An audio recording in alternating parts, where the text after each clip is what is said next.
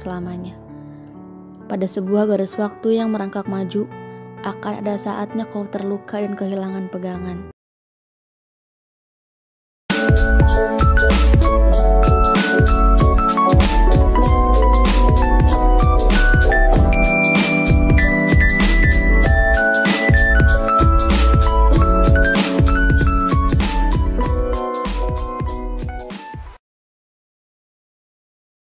Hai YouTube, balik lagi sama Naswa. Di video kali ini aku akan membahas mengenai resensi buku.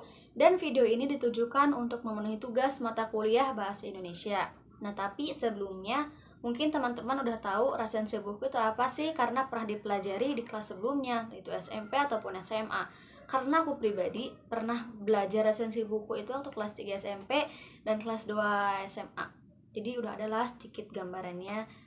Tapi aku akan mengulas kembali resensi buku itu apa sih, manfaatnya apa aja, terus cara resensi buku itu gimana. Jadi tonton terus videonya. Resensi buku adalah suatu penilaian terhadap sebuah buku, entah itu kekurangannya maupun kelebihannya. Manfaat dari resensi buku yang pertama yaitu sebagai bahan pertimbangan. Tapi ngomong-ngomong, kenapa sih bisa disebut sebagai bahan pertimbangan? Karena kalau kita sudah melakukan resensi buku dan hasil resensi kita itu dibaca oleh banyak orang, otomatis akan menjadi bahan pertimbangan apakah si calon pembeli ini ingin membeli bukunya atau hanya sekedar membacanya saja. Kedua, sarana sebagai promosi buku. Misalnya, di tahun 2021 ini ada buku terbitan yang terbaru dan belum pernah diresensikan sama sekali. Kita ini udah pernah baca bukunya dan kita melakukan resensi buku. Hasilnya ini positif karena bukunya ini bagus. Nah, resensi buku kita ini misalkan dibaca oleh banyak orang, otomatis si calon pembaca itu tertarik untuk membaca ataupun membeli bukunya karena merasa direkomendasikan atas resensi buku yang kita buat. Good idea bukan? Yang ketiga, sarana untuk mengembangkan kreativitas. Misalnya, kalian ini punya hobi menulis, tapi kalian ini bingung mau nulis apa. Karena kalau menulis itu kan berpikir, menyusun kata-kata menjadi kalimat yang indah, agar kalimatnya ini bisa dinikmati oleh pembacanya dengan baik. Nah, kalau menurut aku, resensi itu kita nggak perlu mikir, kita hanya perlu membaca bukunya sampai selesai, terus kita bisa menilai kekurangan dan kelebihannya apa. Nah, menurut aku, resensi buku menjadi alternatif kalian yang mempunyai hobi menulis, tapi kalian males mikir, males traveling untuk mendapatkan kata-kata yang bagus. Jadi, kalian tetap produktif untuk berkreativitas melalui resensi buku. Kemudian, cara-cara resensi buku itu gimana sih? Yang pertama, kalian harus mengetahui unsur-unsur resensi buku. Terkait identitas buku meliputi judul buku, penulis, penerbit, tahun terbit, tebal halaman, harga buku, dan ISBN buku. Nah, yang kedua ini ada isi resensi. Isi resensi meliputi kekurangannya, kelebihannya, dan sinopsis dari buku tersebut. Yang ketiga ada penutup. Biasanya pada penutup ini menceritakan latar belakang mengenai si penulis, alasan penulis membuat buku tersebut itu apa. Yang kedua, tentukan buku yang akan dibaca. Nah, pada poin ini, bukunya harus memiliki kualitas yang baik, kualitas yang positif. Kalau bisa sih, bukunya terbitan baru dan belum pernah diresensi sama sekali.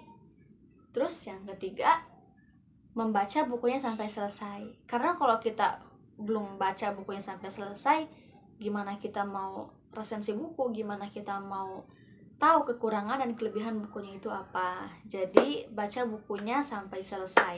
Yang keempat, membuat sinopsis. Jadi mencerminkan keseluruhan isi buku atau kita membuat ringkasan mengenai buku tersebut. Yang terakhir yaitu menilai karya dan lakukan resensi buku. Setelah kita membaca bukunya dan kita akan segera melakukan apresiasi terhadap buku tersebut terkait penilaiannya, meliputi kekurangannya dan kelebihan dari buku tersebut.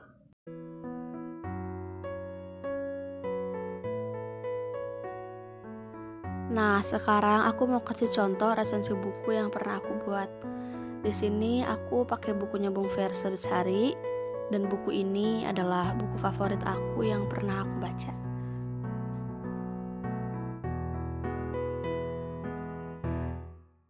Pertama, di sini ada identitas buku.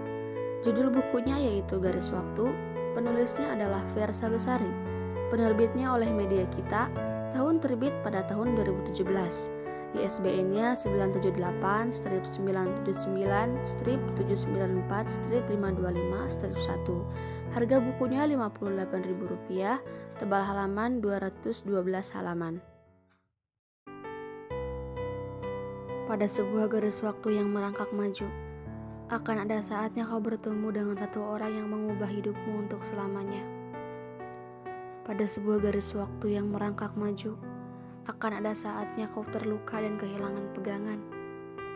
Pada sebuah garis waktu yang merangkak maju, akan ada saatnya kau ingin melompat mundur pada titik-titik kenangan tertentu.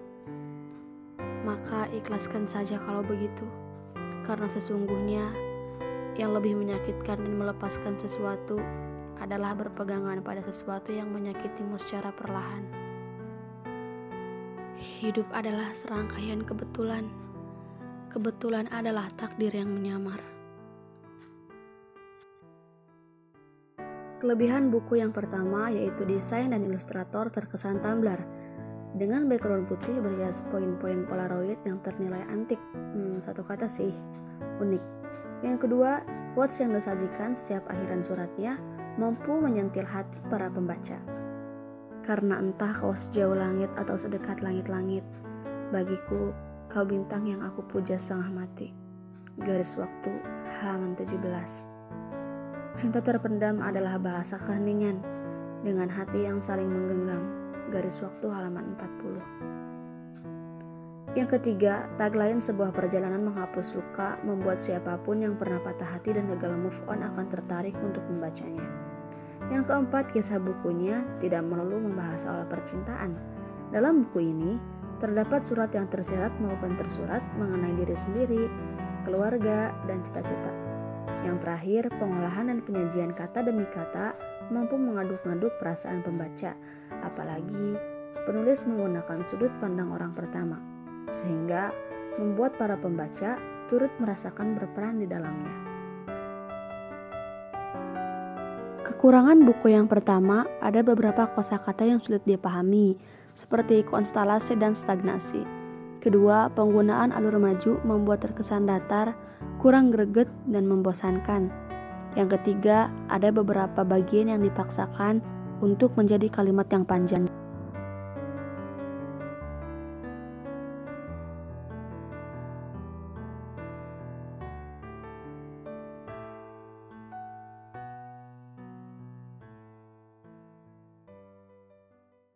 Teman-teman, segitu dulu penjelasannya mengenai resensi buku. Buat teman-teman yang belum tahu resensi buku itu apa, terus manfaatnya apa, cara mulainya gimana. Semoga video ini bermanfaat dan membantu tugas-tugas kalian. Dan kayaknya sampai jumpa di video berikutnya.